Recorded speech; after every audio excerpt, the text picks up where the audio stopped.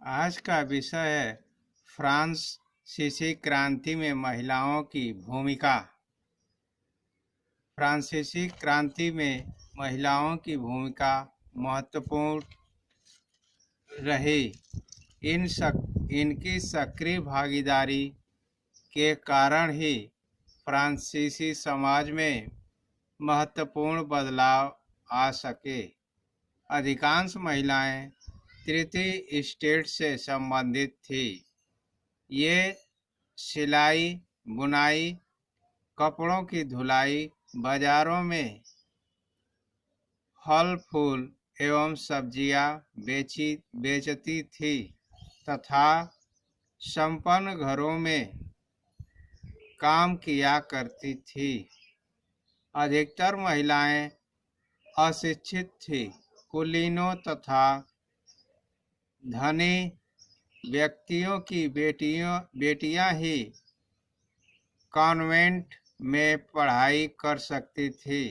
महिलाओं की मजदूरी भी पुरुषों की तुलना में कम होती थी। 1791 ईस्वी के संविधान ने फ्रांसीसी महिलाओं को निराश किया था, जिसका मुख्य कारण इन्हें मताधिकार से वंचित रखा जाना था।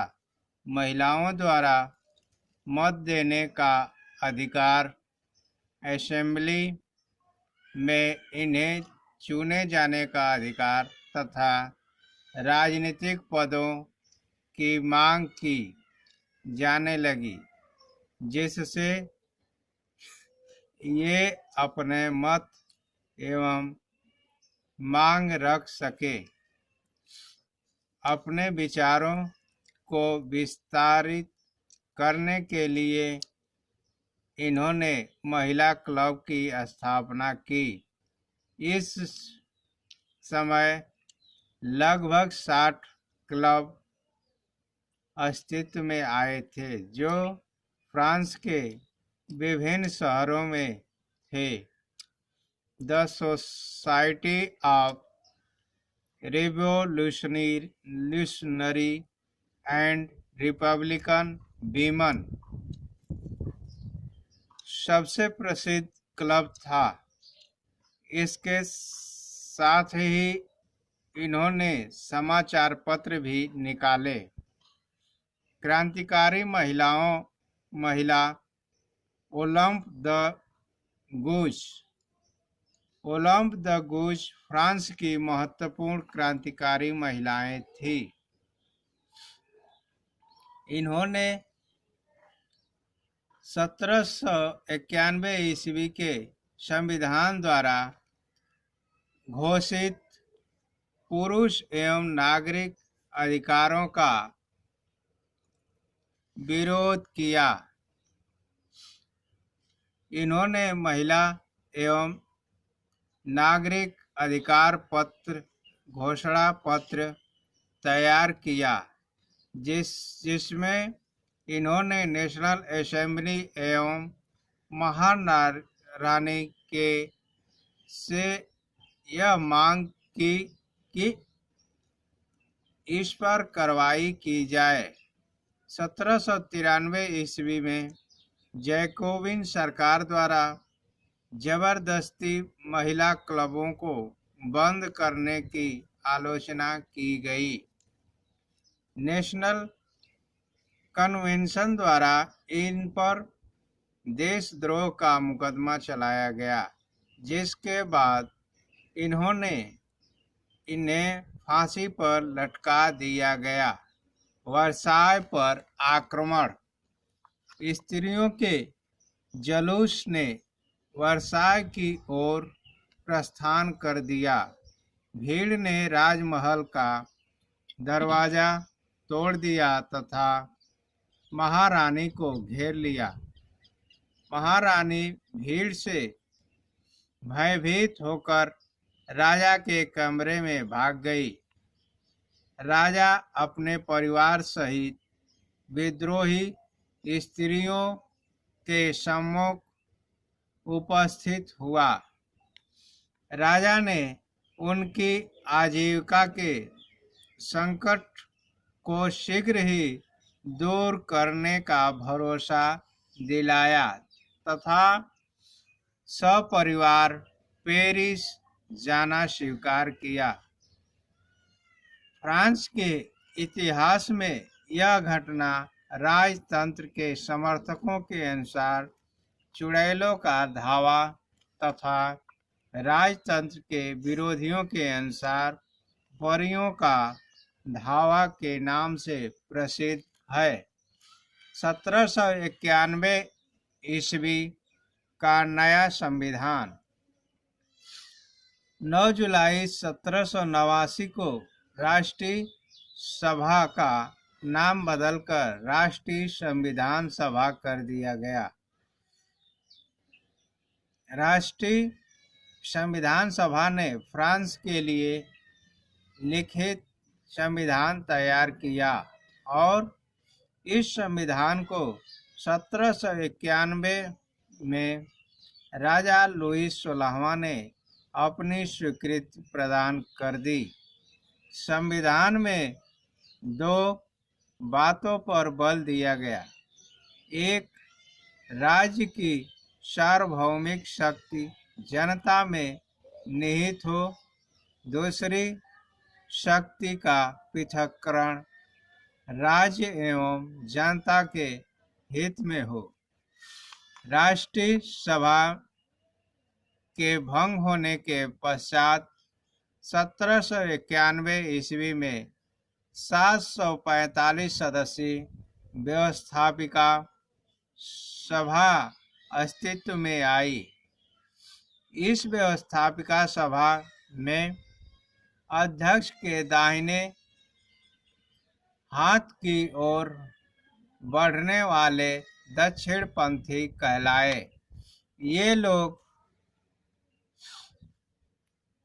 अनुदार एवं राजतंत्र के समर्थक थे, जबकि बाईं ओर बैठने वाले वामपंथी कहलाए।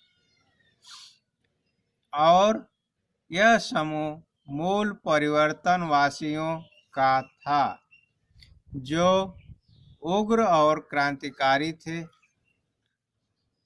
रैडिकल्स भी दो वर्गों में बटे थे, जीरोदिस्ट तथा जैकोबियन। प्रमुख दार्शनिक दांते इसी जैकोबियन वर्ग के सदस्य थे। नेपोलियन बोनापार्ट का योगदान। नेपोलियन बोनापार्ट का जन्म 15 अगस्त 1769 को कोर्सिका द्वीप के मुख्य नगर अजासियो के एक साधारण परिवार में हुआ था। नेपोलियन एक महान सुधारक एवं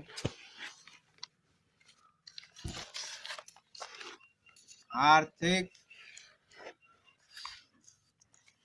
फ्रांसीसी समाज का निर्माता था। उसके पिता का नाम चार्ल्स बोनापार्ट तथा माता का नाम लतितिया रेमोलिनो था। वह अपने वीरतापूर्ण कार्यों के लिए प्रसिद्ध था। नेपोलियन ने 10 नवंबर 1799 को डायरेक्टरी को भंग कर स्वयं को फ्रांस का प्रथम काउंसिल निर्वाचित करवा लिया और 1799 से 1804 ईस्वी तक उसके द्वारा फ्रांस में अनेक सुधार किए गए। 1804 ईस्वी में वह सम्राट बन गया। उसने 1807 ईस्वी तक ऑस्ट्रिया, प्रशा और रूस पर विजय प्राप्त कर ली। उसकी आश्चर्यजनक जीत को देखकर यूरोप भयभीत हो उठा। हाँ, उसने अपनी योग्यता एवं क्षमता के बल पर फ्रांस की जनता का दिल भी जीत लिया था। वह इंग्लैंड को भी पराजित करना चाहता था, किंतु इंग्लैंड की शक्तिशाली नौसेना के सामने ऐसा नहीं कर सका। नेपोलियन ने अपनी शक्ति को बढ़ाकर फ्रांस के यश को विश्व में चारों ओर फैलाया। नेपोलियन के द्वारा कानूनों का संहिताकरण किया गया, जिसे नेपोलियन कोड के नाम से जाना जाता है।